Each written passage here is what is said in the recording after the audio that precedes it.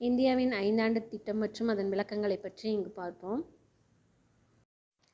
5 திட்டம் என்பது நாட்டின் பொருளாதார மற்றும் சமூக வளர்ச்சிக்காக 5 ஆண்டுகள் காலத்திற்கு அரசால் தயாரிக்கப்படும் திட்டமாகும். முதல் 5 திட்டம் 1951 தொடங்கப்பட்டது.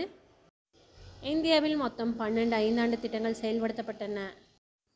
2017க்கு பிறகு 5 திட்டமுறை நிறுத்தப்பட்டது.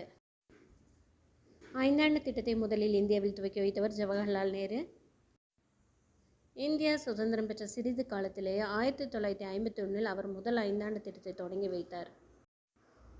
சோவியத் ஒன்றியத்தின் தலைவர் ஜோசப் ஸ்டாலின் தனது நாட்டை ஒரு விவசாய சமூகத்திலிருந்து ஒரு தொழில் வல்லரசாக விரைவாக மாற்றுவதற்காக 1928 உலகில் முதல் 5 திட்டத்தை அறிமுகப்படுத்தினார்.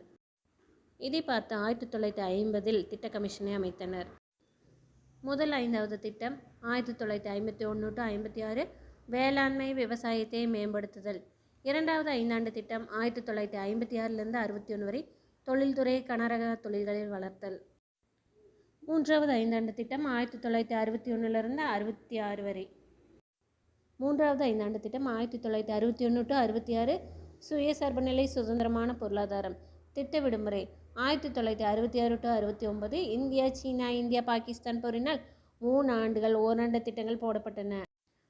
நான்காவது 5 திட்டம் 1969 to 74 நிலையான வளர்ச்சி மற்றும் தற்சார்பு நிலை அடைதல்.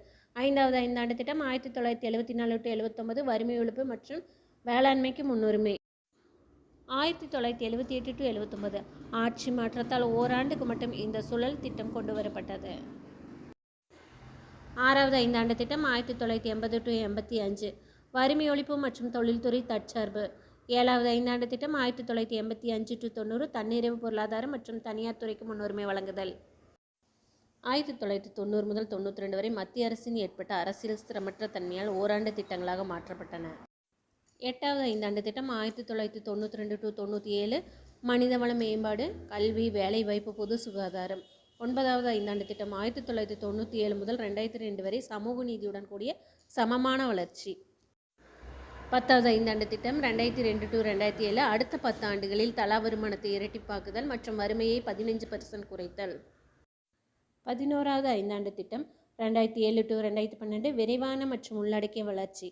12வது 5 திட்டம் 2012 to 2017 விரைவான நிலையான மற்றும் அதிக உள்ளடக்கிய வளர்ச்சி. இதுவே இந்தியாவின் கடைசி 5 திட்டமாகும்.